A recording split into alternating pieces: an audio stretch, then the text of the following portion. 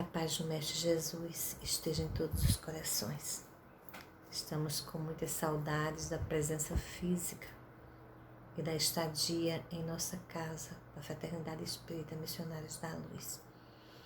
Mas sabemos que daqui a pouquinho tudo isso vai passar e nós vamos poder nos reencontrar fisicamente. Enquanto não chega, estamos nesse encontro virtual que liga os nossos corações, que são imantados pelo amor do nosso Mestre Jesus. Para início do nosso trabalho, nós convidamos todos a uma prece. Prece que fará com que possamos nos conectar de uma maneira melhor com a espiritualidade superior. Para tanto, esqueçam todos os problemas, aflições, descansemos os nossos corações nesses momentos em que aqui vamos ficar reunidos. Amado Mestre Jesus, neste momento, aqui estamos unidos e reunidos em Teu nome. A pretensão é estudar um pouco o Teu Evangelho. Evangelho que nos acalma, que nos conforta, que nos consola. Para isso nós pedimos a assistência dos espíritos superiores que são os responsáveis por esse trabalho. Na certeza de Tua permissão, na certeza da assistência desses irmãos, nós iniciamos a nossa conversa. Que assim seja. Então, hoje nós vamos lá para o capítulo 9 do Evangelho segundo o Espiritismo e vamos falar sobre o item 6, que é a afabilidade e a doçura. O capítulo 9 é intitulado de Bem-aventurados aqueles que são mansos e pacíficos.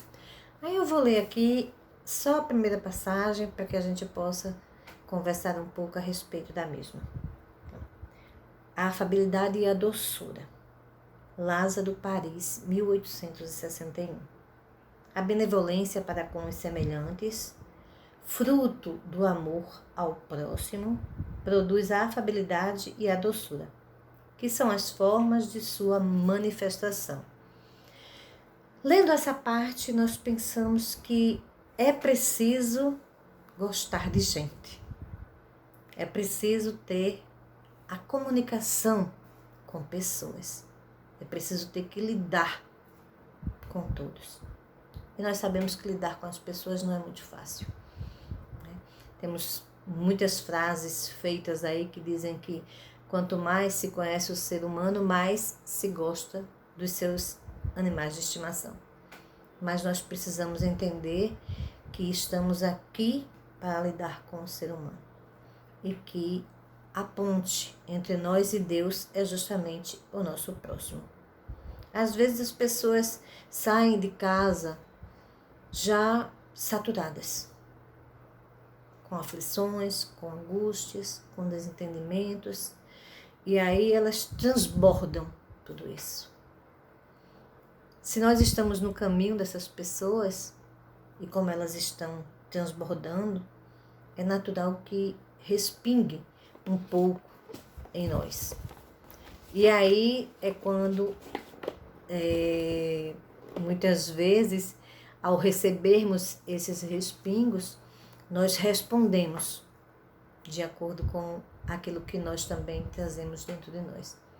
Às vezes, temos o olhar do entendimento. Quando percebemos que aquele nosso irmão, aquela nossa irmã, pode estar passando por uma dificuldade, pode estar com algum problema, e aí não foi a intenção. Às vezes, por sermos também um pouco, trazermos dentro de nós um pouco dessa violência, dessa ignorância, nós acabamos sintonizando. E aí respondemos com a mesma moeda. Aquilo antigo, olho por olho, dente por dente. Ao acabarmos reconhecendo esses nossos ainda defeitos, esse nosso equívoco nessa caminhada, nós acabamos treinando. E vamos treinando para que ao encontrarmos essas situações, nós nos contenhamos, né? E não respondamos com a mesma moeda. E muitas vezes acabamos adquirindo uma aparência, chamada de falsa aparência, que é o verniz social. E aí lidamos com situações, dependendo dos locais onde estamos, né? Se é só aquele momento, então eu olho, sinto a vontade, mas eu já me contenho um pouco.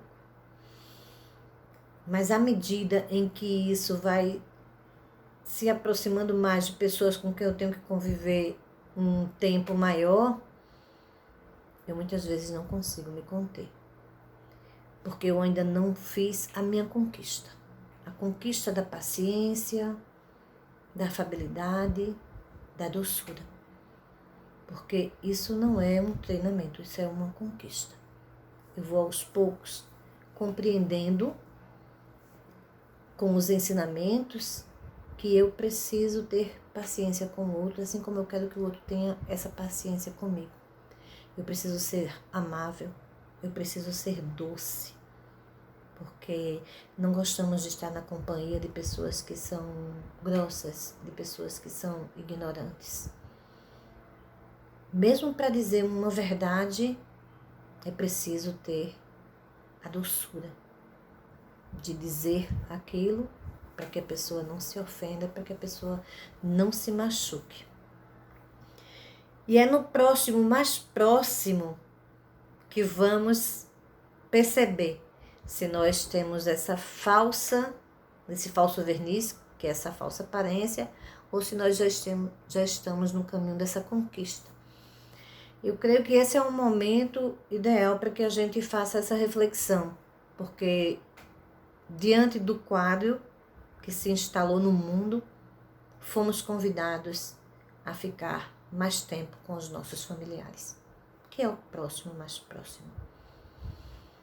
E aí, como é que eu estou lidando com essa situação? Porque muitas vezes eu fugia.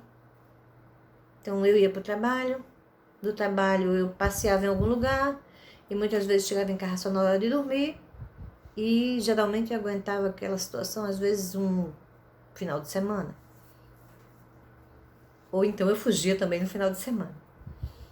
Mas com o advento da pandemia, eu fui convidado a ficar mais perto de meus filhos, de meus pais, de meus familiares. E como foi? E como está sendo essa convivência? Eu estou conquistando, pouco a pouco, essa afabilidade e essa doçura? É um questionamento que a gente vai se fazendo, né? Ou eu estou dando vazão a essa violência que eu trago dentro de mim, que todos nós trazemos, de alguma forma. Afinal de contas, somos seres em aprendizado. Reencarnamos justamente para que possamos tirar de dentro de nós as nossas tendências. E essa é uma delas. Temos essa tendência. Alguns de nós, eu acho que muito poucos, já conseguiu esse passo. Mas a maioria está buscando realmente. E quando é que nós conseguimos compreender? Justamente com aquilo que Jesus vem propor, a boa nova, o Evangelho. Ele nos alimenta de esperança, nos alimenta de conforto, de consolo, nos convida a entendermos as situações que se apresentam para nós dentro de nossa família, no nosso trabalho, na nossa convivência dentro de nossa casa, casa essa que eu me refiro à Fraternidade Espírita Missionários da Luz, onde encontramos pessoas com as quais nós já convivemos num passado, numa vida passada, e que são ali colocadas para que nós possamos treinar, mas treinar da maneira correta, que é treinar a conquista para adquirir esse sentimento de afabilidade e doçura, porque são pessoas que são difíceis de lidar, são pessoas que trazem dentro de si, muitas vezes, problemas familiares muito fortes e que vão ali em busca de um consolo, de um conforto, mas que há o menor contato com algo que elas não gostem muito, elas acabam colocando aquilo para fora. E às vezes, no momento, nós extravasamos algo que não deveríamos. E aí paramos e pensamos, né? Ainda estamos a caminho. Ainda estamos a caminho. Mas estamos a caminho. Se não estivéssemos, se estivéssemos parado e não compreendêssemos isso ainda, nem isso nós estaremos fazendo. Porque nos diz que conhece-se o verdadeiro espírita pelo esforço que empenha em modificar-se. Isso é o que nós estamos fazendo, nos empenhando. Claro que não é fácil, porque esse homem velho está presente. Foram muitas vidas e estamos nessa vida convidados a conhecer mais de perto esse evangelho, justamente para que possamos fazer essas modificações. Vamos cair várias vezes, mas vamos nos levantar. Vamos tropeçar, mas vamos nos equilibrar. E vai ter um momento em que não vamos mais cair, não vamos mais tropeçar e vamos seguir adiante. É justamente nesse momento em que sabemos que conquistamos essa afabilidade e essa doçura. Se a gente acha que é difícil para a gente, vou contar aqui uma pequena história que eu sei que alguns vão detectar imediatamente de quem nós falamos. Um homem que era conhecedor do Evangelho, recebeu em sua casa 3 outros. Eles queriam um pouco mais de explicação acerca desse Evangelho, porque queriam ajudar nesse trabalho. Acontece que cada um tinha uma deficiência. E este homem, ele fez questão de exaltar a deficiência de cada um, porque ele dizia que com as deficiências que aqueles homens tinham, eles não teriam como ajudar a divulgação desse evangelho na construção do reino de Deus. Este homem não fez isso por mal. Ele ainda não tinha entendido que o verdadeiro reino de Deus se constrói nos corações. Ele achava que era uma construção no mundo, do mundo. E ele achava que essa construção era para ser feita com os homens que governavam o mundo. No entanto, quem governa o mundo é Deus. Estamos aqui falando de Mateus. Mateus recebeu esses 3 homens em sua residência e naquele momento, Mateus, ele, de maneira equivocada, ele humilhou aqueles homens. E Jesus, quando chegou, né, no lar de Mateus, junto com André, começaram a conversar e Mateus, ele falou, já pensou como seria a serventia desses homens? Mendigos, aleijados? Mas Jesus disse para ele, né, que justamente a boa nova vinha para os infelizes da vida. E Levi ficou parado, fazendo aquela reflexão. Naquele mesmo dia, Jesus foi ao monte, justamente falar sobre as bem-aventuranças. Ao sair dali, Mateus saiu um homem modificado. Vejam como às vezes uma oportunidade faz com que a gente perceba o equívoco que nós cometemos e faz com que a gente faça de vez essa mudança.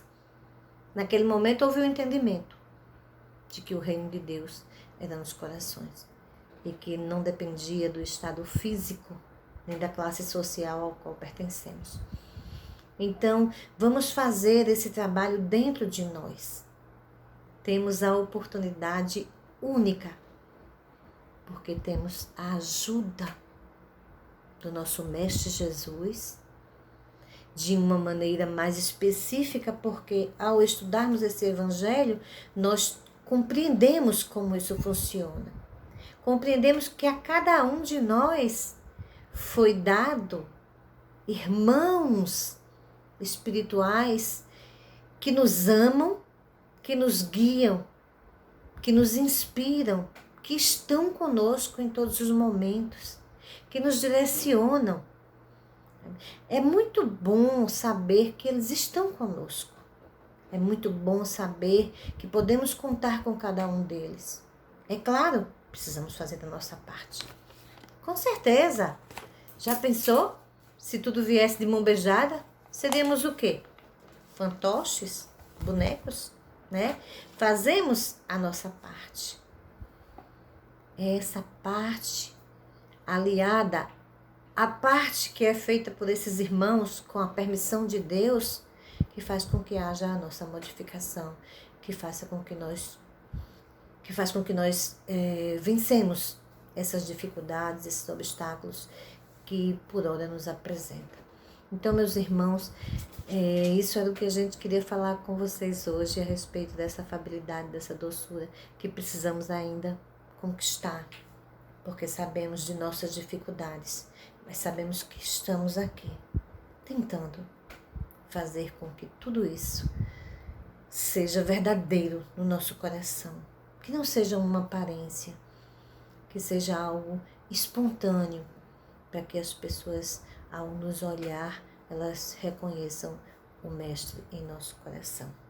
Para finalizar, eu queria trazer para vocês aqui do livro Boa Nova, bem no iniciozinho, uma passagem em que o nosso irmão Humberto de Campos, ele fala na época em que ele estava aqui encarnado, e é um texto bem pequenininho, mas que nos dá um alento muito grande, porque ele diz o seguinte: lembro-me de que um dia, palestrando com alguns amigos protestantes, notei que classificavam a Jesus como rocha dos séculos.